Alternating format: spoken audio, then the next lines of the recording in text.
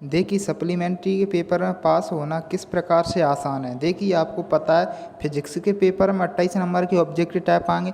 अगर आप उनमें से 15 नंबर के ऑब्जेक्टिव टाइप क्वेश्चन सही कर लेते हो और 3 से 4 क्वेश्चन के उत्तर आप सही लिखे आते हो, 3 या फिर 4 क्वेश्चन के, तो आप आसानी से पास हो जाओगे। तो इसके लिए आपको क्या करना है, ऑब्जेक्टिव टाइपों पर आपको थोड़ी मेहनत करनी है, क्योंकि 28 नंबर के आते हैं ऑब्जेक्टिव टाइप क्वेश्चन।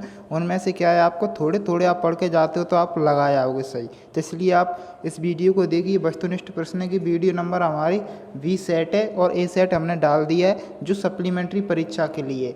देखिए फिजिक्स के, तो आप वीडियो को पूरा देख लीजिए। सेट ए नहीं देखा है तो आप देख सकते हो हमारे चैनल पर जाकर। तो देखिए अब यहाँ से स्टार्ट करते हैं।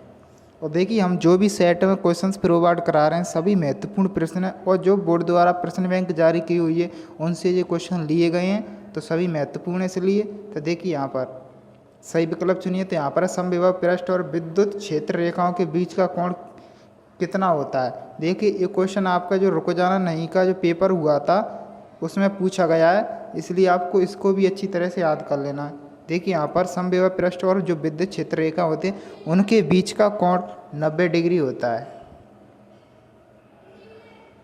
और देखिए सभी प्रश्न एक से एक बढ़कर हैं, सभी इम्पोर्टेंट हैं, प्रश्न बैंक से क्वेश्चन लिए गए हैं। तो देखिए यहाँ पर अर्धचालक की ताप बढ़ाने पर चालकता पर क्या प्रभाव पड़ेगा।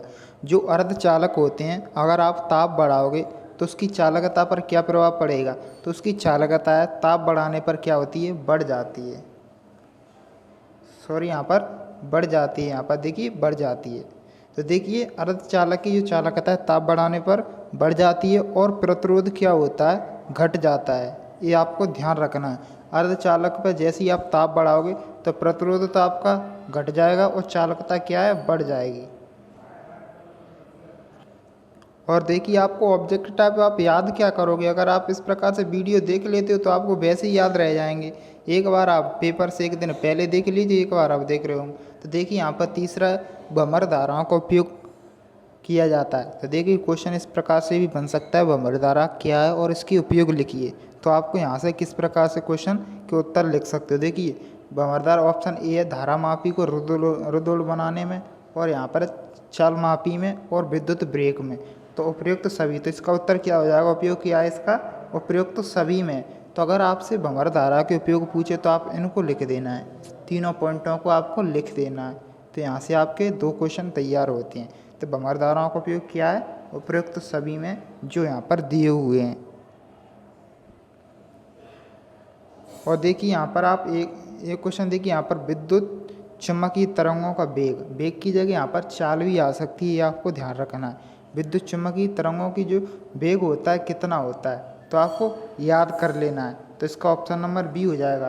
तो आपको किस प्रकार से, अगर आपसे एक वाक्य के उत्तर में पूछा कि वेग लिखिए या फिर चाल लिखिए, तो आपको क्या लिखना है, तो यहाँ पर सी बराबर 1/रूट में म्यू 0 और एप्सिलॉन 0, इस प्रकार से आपको याद कर लेना है, जिन निर्वात में विद्युत चुम्बकीय तरंगों की चाल है। और यहाँ पर देखिए महत्वपूर्ण प्रश्न है, वोल्टेज नियंत्रक में वो के रूप में उपयोग किया जाता है। ये क्वेश्चन हमने कल भी आपको जो सेट ए था उसमें भी बताया था। तो जो वोल्टेज नियंत्रक के रूप में जेनर डायोड का उपयोग होता है। तो देखिए इसका उत्तर क्या हो जाएगा, जेनर डायोड। आपको ध्यान रखना है, ऐसे भी क्वेश्चन आ सकता है कि जेनर डायोड का उपयोग किस में होता है। तो ऑप्शन में आपको वोल्टेज नियंत्रण मिल जाएगा, तो उसे टिक कर देना है। या फिर वोल्टेज नियंत्रण के रूप में किस में यानी किसका उपयोग किया जाता है, तो जेनर डायोड का। दोनों तरीका से आपको क्वेश्चन को कनेक्ट करना है। अब यहाँ पर देखिए एक आवेशित कण है और समचुम्बकीय क्षेत्र के समांतर प्रवेश करता है। आवेशित कण समचुम्बकीय क्षेत्र के समांतर प्रवेश करता है, तो कण का पथ कैसा होगा, तो इसका उत्तर हो जाएगा सरल रेखीय या फिर सरल रेखा। और देखिए यहाँ पर एक है विद्युत क्षेत्र का मात्रक लिखिए। देखिए मात्रक वाले क्वेश्चन तो आपको याद कर लेने हैं, क्योंकि मात्रक वाला क्वेश्चन तो आता ही है एक। तो देखिए यहाँ पर जो विद्युत क्षेत्र है या फिर विद्युत क्षेत्र की तीव्रता का जो मात्रक होता है न्यूटन प्रति कूलम होता है, न्यूटन प्रति कूलम। आपको याद रखना है, यहाँ पर एन का मतलब न्यूटन और सी का मतलब कूलम, न्यूटन प्रति कूलम। तो विद्युत क्षेत्र की तीव्रता का मात्रक क्या हो गया, न्यूटन प्रति कूलम।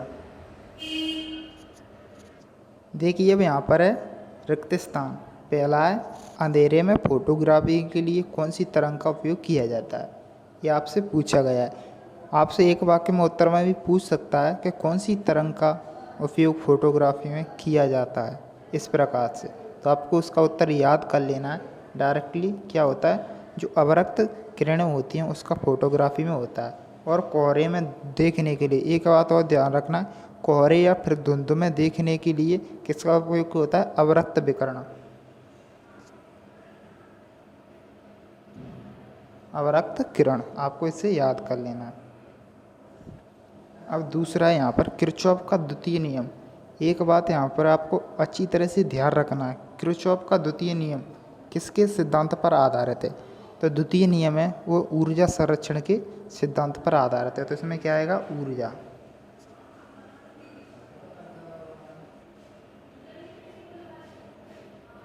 ऊर्जा संरक्षण। और अगर यहाँ पर द्वितीय की जगह प्रथम आता है, यानी किरचॉफ का प्रथम नियम किस पर आधारित है, तो आवेश। ये बात आपको ध्यान रखनी है। यहाँ पर द्वितीय आता है तो आपको यहाँ पर ऊर्जा लिखना है, और यहाँ पर प्रथम आता है तो यहाँ पर आपको आवेश लिखना है। तो किरचॉफ का प्रथम नियम तो आवेश संरक्षण पर आधारित है, और किरचॉफ का द्वितीय नियम ऊर्जा संरक्षण पर आधारित है। इस प्रकार से आपको क्वेश्चन को कनेक्ट करना है। अब देखिए यहाँ पर अगला क्वेश्चन है कि जो विद्युत धारा होती है कैसी राशि है। तो विद्युत धारा अदिश राशि है, आपको याद रखना है। और जो विद्युत धारा घनत्व, देखिए यहाँ तक तो सेम है, और यहाँ पर इसमें घनत्व लग गया है। घनत्व लगते ही ये सदिश राशि है। कैसी राशि, सदिश। और एक आईएमपी, देखिए आईएमपी ये वाला था। आईएमपी मीटर सेतु के सिद्धांत पर काम करता है। तो मीटर सेतु है ना, व्हीटस्टोन सेतु के सिद्धांत पर कार्य करता है। तो इसमें क्या आएगा, व्हीटस्टोन सेतु। अब यहाँ पर एक चुंबकीय फ्लक्स में परिवर्तन की दर, तो इसमें आएगा प्रेरित विद्युत वाहक बल की अनुक्रमानुपाती होती है। तो इसमें आएगा प्रेरित विद्युत वाहक बल। आपको याद रखना है प्रेरित विद्युत वाहक बल। आप इन क्वेश्चनों को नोट कर सकते हो जिससे आपको याद रहे। तो देखिए धातु का परावैद्युतांक कितना होता है, तो इसका होता है अनंत। आपको ध्यान रखना है, अगर यहाँ पर धातु आता है तो क्या होता है, अनंत। अगर धातु की जगह वायु आता है, क्या आता है, वायु। जैसे ही वायु आएगा यहाँ पर तो उसका परावैद्युतांक हो जाएगा 1। आपको ध्यान रखना है। तो देखिए यहाँ पर है स्वप्रेरकत्व का SI मात्रक हेनरी होता है। आपको याद रखना है। चुंबकीय फ्लक्स का SI मात्रक वेबर। और इनको आपको थोड़ा थोड़ा पढ़ लेना है।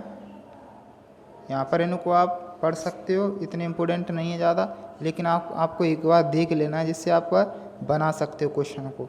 लेकिन यहाँ पर देखिए नॉट गेट का और जो और गेट का प्रतीक और सत्यता सारणी, इनको आपको अच्छी तरह से कर लेना है, क्योंकि गेट वाले क्वेश्चन तो आपके लिए 2 नंबर में, जो 4 नंबर में क्वेश्चन पूछे जाएंगे उनमें आ सकते हैं। इसलिए आपको गेट वाले क्वेश्चन और जो पीएन संधि डायोड एन प्रकार पी प्रकार के अर्धचालकों में अंतर, इन प्रश्नों को अच्छी तरह से याद कर लेना है।